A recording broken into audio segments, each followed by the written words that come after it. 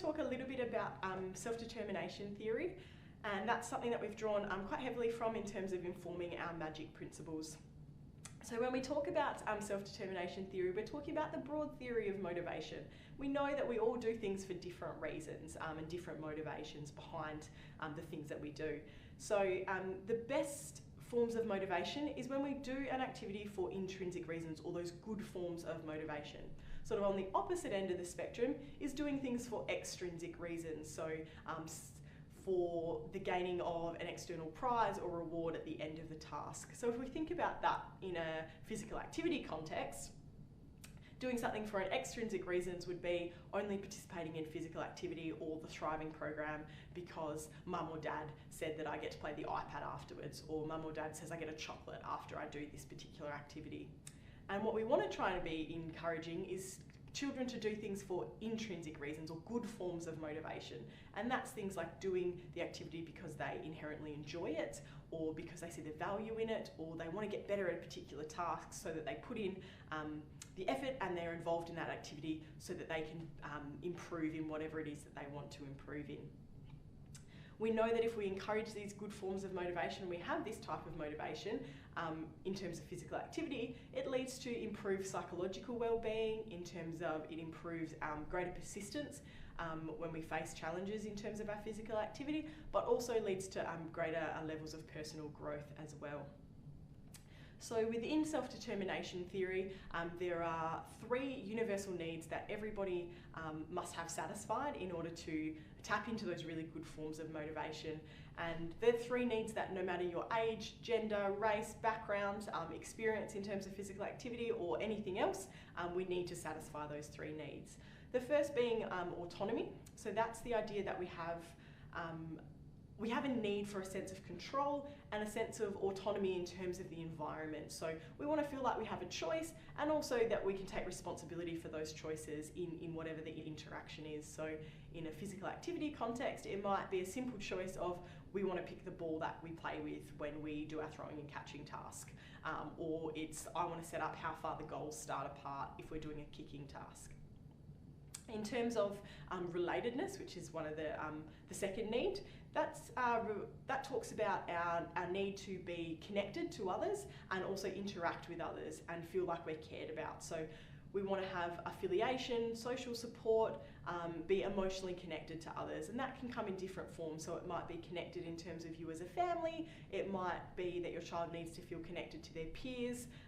If you talk specifically in terms of thriving, making sure they have connections and have social support in the small thriving group that they're in.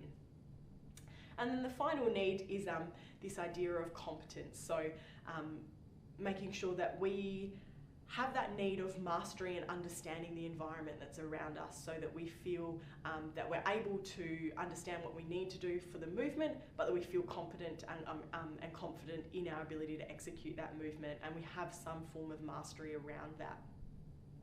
So we know that if we can, if one or more of those needs aren't satisfied, we know that it leads to decreased personal growth and well-being, and also decreased positive or good or intrinsic forms of motivation. So we really want to try and satisfy each of those 3 needs, and that's where the magic principles come in, so that hopefully if we can satisfy those needs, we go a long way to improving those good forms of motivation, and that then carries on into our ability to feel motivated to be physically active.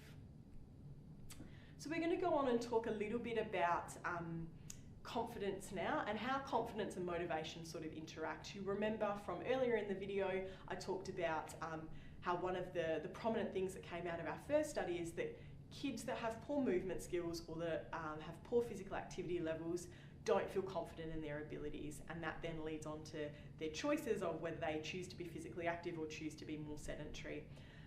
So confidence is talking about one's perception to perform a task successfully, and it's very much context specific. So my confidence in throwing and catching with a friend might be very different to my confidence throwing and catching in front of a large group, or it might be very different in terms of my confidence talking one-on-one with somebody versus confidence talking to a really large group.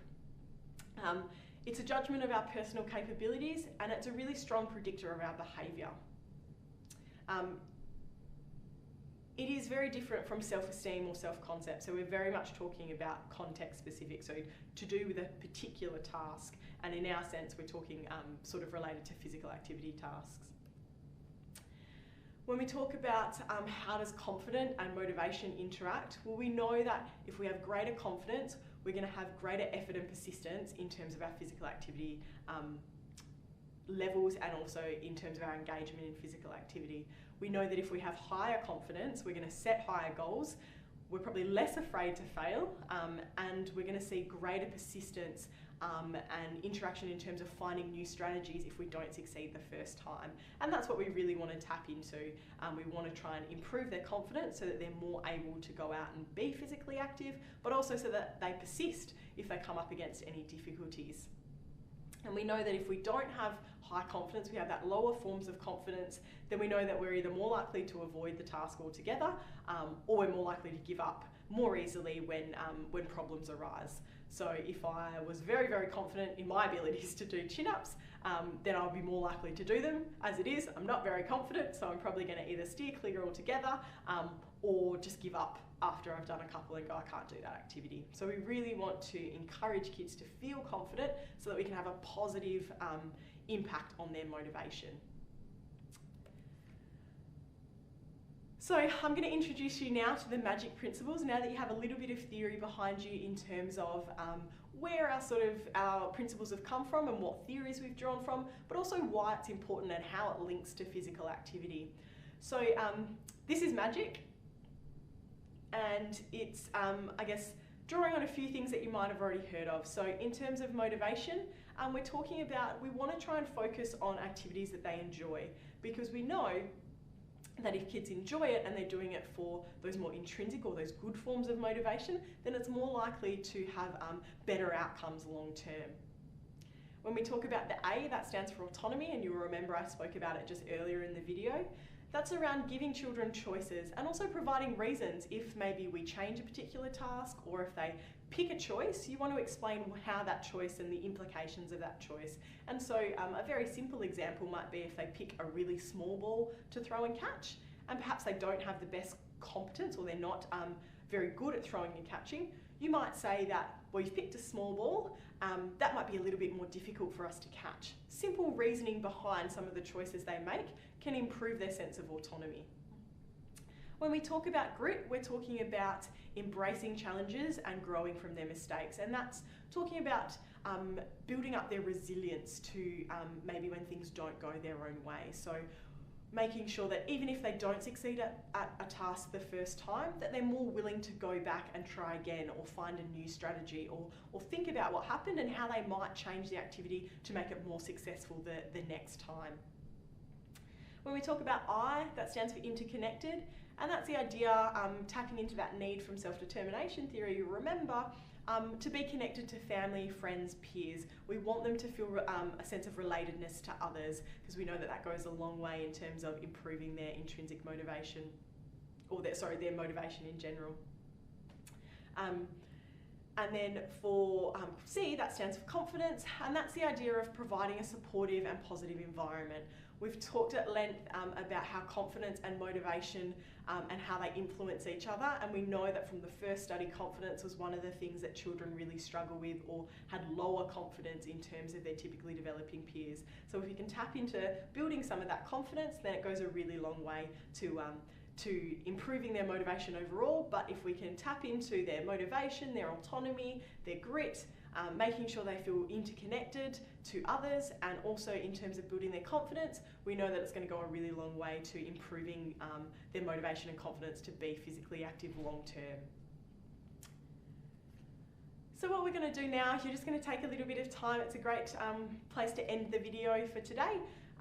And you'll see in your worksheet that you have a little bit of time to reflect, and there's just some prompt questions there if you feel like you want to have a little think about anything to do with the magic principles. We know that each child is different, and the things that your child is struggling with or maybe needs encouragement for is very different to another child. So use those questions as prompt and just think about how you might improve your physical activity interactions with them so that we can get the best out of improving their motivation and their confidence.